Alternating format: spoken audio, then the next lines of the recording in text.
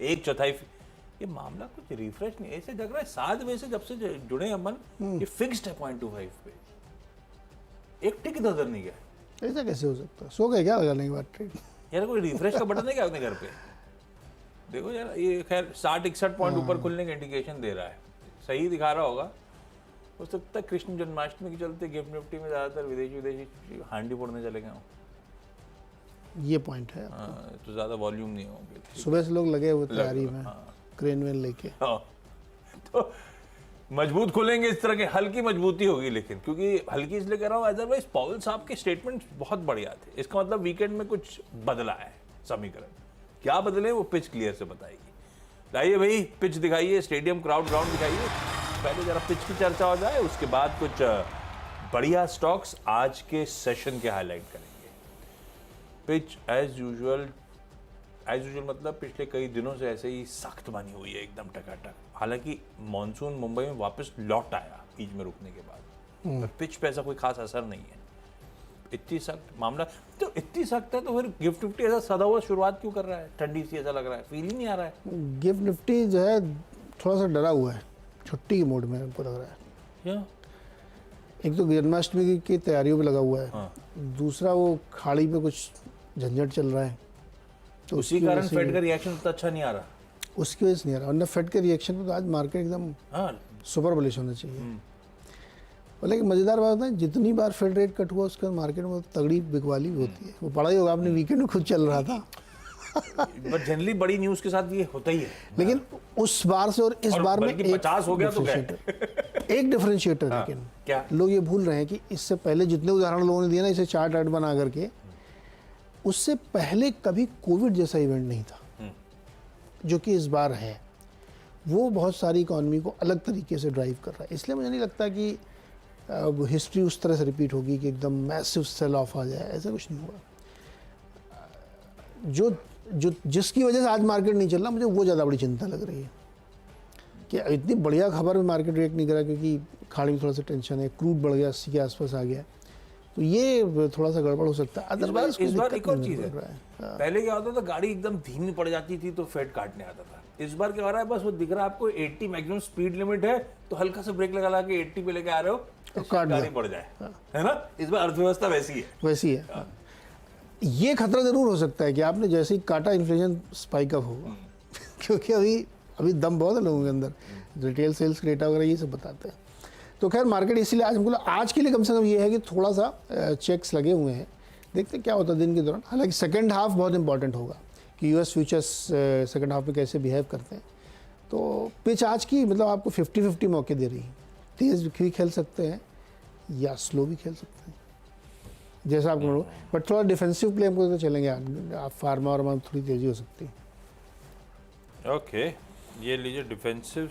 मैं तो सोचता खुल के बैटिंग करेंगे, तो उन्होंने डिफेंसिव वाली बात कर दी।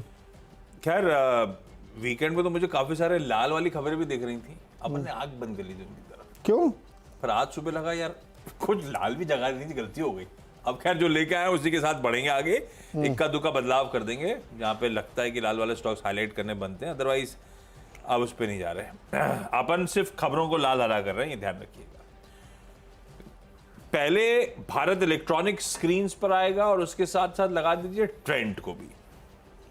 ये दोनों इसीलिए कि जो निफ्टी रीजिग अनाउंस हुआ है, मतलब निफ्टी 50 में जो बदलाव अनाउंस हुए, अच्छा ट्रेंड तो मेरे ख्याल से अज्यूम था, दोनों ठीक है, ज्यादा इसमें सरप्राइज नहीं होता, लेकिन अब फ्लोज चैनलाइज होने की कंफर्मेशन आ गई।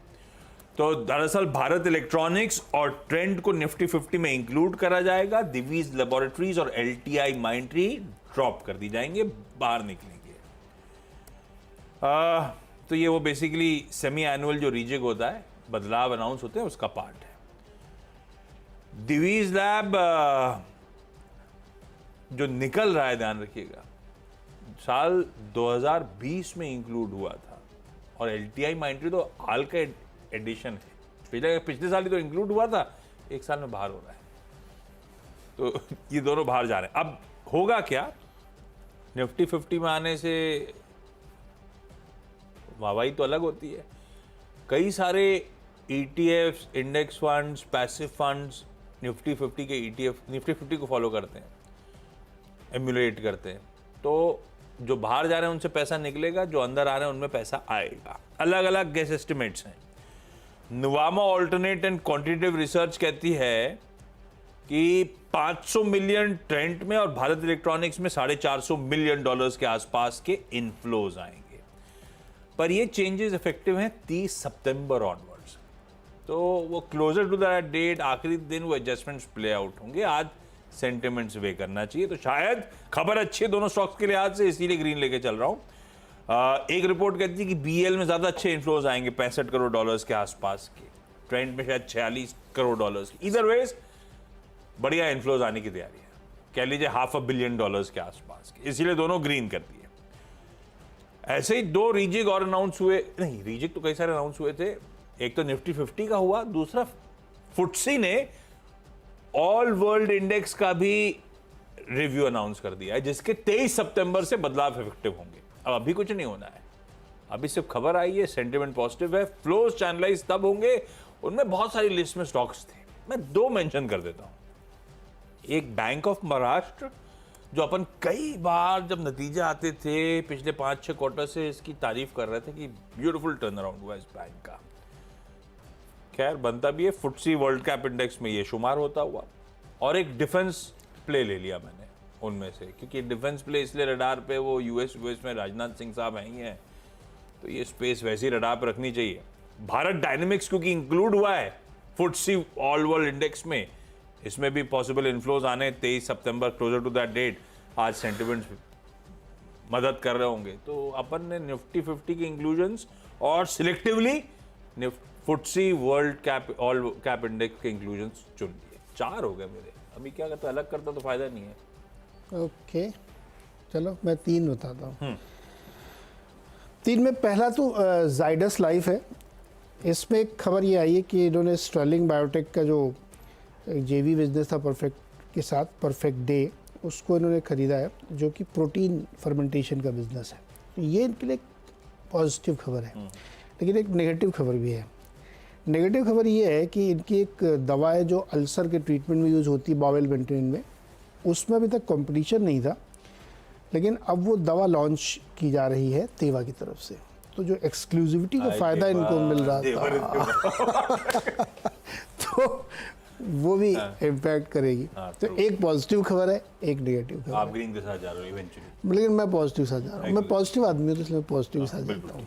तो इसलिए मैंने कहा जाइडस खबर आपको दोनों पता होनी चाहिए कि क्या इसमें इम्पैक्ट हो सकता है। दूसरा डॉक्टर रेड्डीज़ है। इसमें भी एक तो इनके जो प्लांट्स हैं उनका इंस्पेक्शन US FDA ने किया, 483 के साथ कुछ ऑब्जर्वेशंस रहे, लेकिन हिमाचल की जो बड्डी यूनिवर्सिटी उसमें 0 ऑब्जर्वेशन हो गया। तो ये पॉजिटिव लेके चलना है। प्लस कई सारी दवाएं ये भी लॉन्च करने की तैयारी कर रहे हैं।